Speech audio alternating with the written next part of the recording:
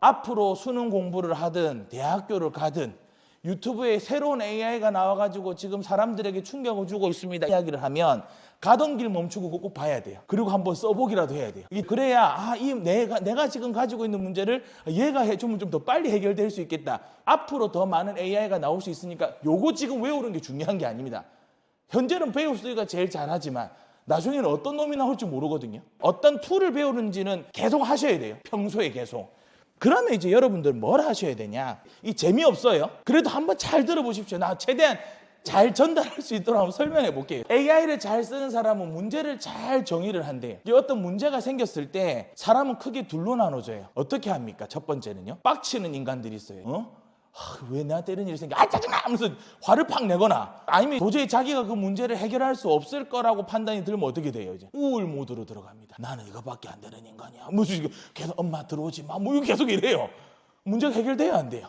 안 됩니다. 적어도 문제를 해결을 하려고 하면 어떤 두려움이 들거나 여러 가지 이제 감정적인 생각들이 들더라도 그걸 일단 먼저 어떻게 해야 돼요? 멈춰야 돼요. 아니야. 일단은 내가 지금 감정에 휘말리면 안 되고 두 번째 뭘 생각해야 돼요? 어떻게 이 문제를 해결해야 될까? 고민을 해야 돼요. 예전에는 어떻게 문제를 해결해야 될까라고 하면 할 수 있는 게 크게 없어요. 그냥 내가 고민하는 거예요. 인생이란 17살 때부터 이런 걸 경험해야 돼. 뭐 이런 식으로 혼자 생각해야 돼요. 아니면 엄마 아빠랑 관계가 좀 괜찮다고 하면 이제 엄마 아빠 이런 이야기 하고요. 엄마 아빠의 관계가 안 좋으면 이제 학교 선배. 근데 학교 선배가 상태가 좀 안 좋아요.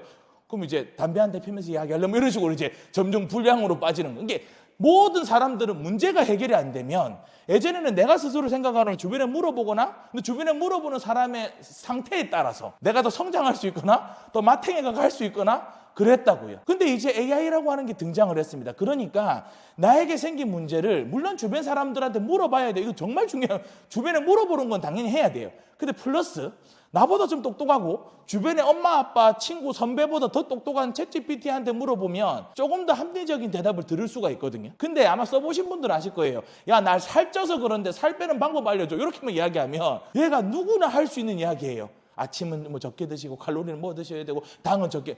그러면 여러분들 딱 어떤 생각 들어요?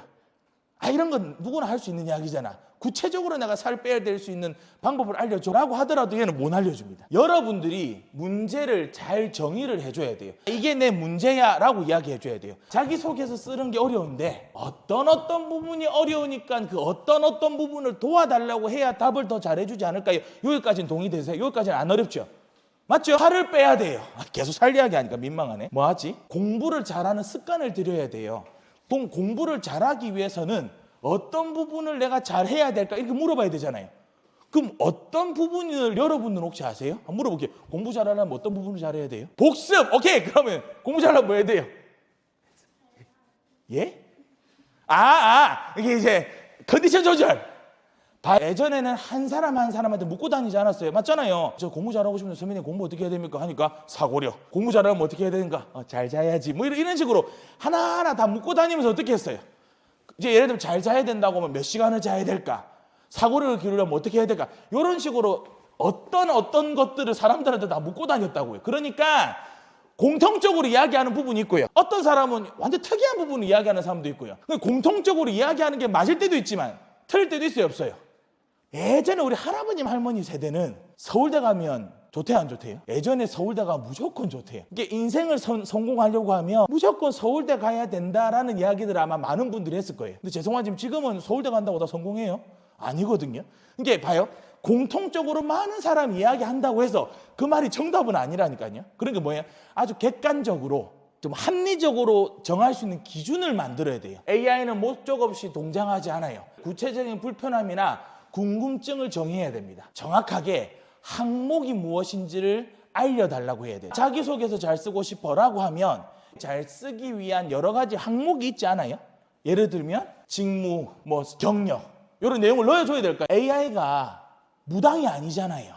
그러니까 여러분들이 여기 있는 내용들을 넣어줘야 된다고요. 근데 무슨 내용을 넣어줘야 될지 모른다고요. 그런 항목들을 먼저 짜야 돼요. 큰 그림을 짜는 거예요. 어떤 사람들은 문제를 해결하려고 제일 허접한 친구들 아까 말했다시피 화내고 감정적으로 우울해지고 그냥 방에 갇힌 애들입니다. 걔네들은 끝났어.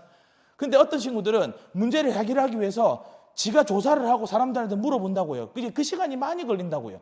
근데 어떤 친구들은 문제가 생기면 AI한테 야 내가 이런 문제가 있는데 이 문제를 해결하기 위해서 반드시 짚고 넘어가야 되는 것들이 어떤 게 있는지 한번 쭉 뽑아줘봐. 요렇게 한번 해보는 거예요. 그러면 이제 전체적으로 얘가 쭉 이야기를 해주겠죠. 그럼 여러분들은 뭐만 하시면 돼요? 딱 판단하는 거예요. 아 여기 중에서 1번, 2번, 3번은 내가 봐도 중요할 것 같아.